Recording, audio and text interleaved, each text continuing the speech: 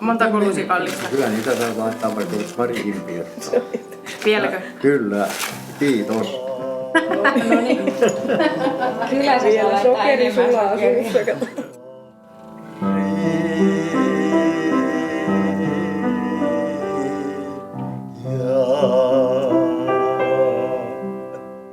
Kyllä tuo laulaminen on mukavaa. En mäkään ole ollut.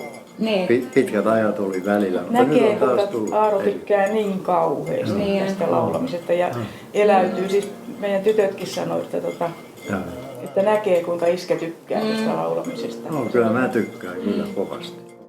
Joko sä oot tänään muuten ehtinyt lukea lehden moneen kertaan? Joo, ensimmäisen kerran 5 olen lukenut. Sitten on päivän mietelause. Ystävyys on taidetta, johon harvalla on synnynnäinen lahja. No siinäpä vasta asiaa. Mutta onko se sitten opeteltavissa oleva lahja? Kyllä sitä kehittää voi. Oh, so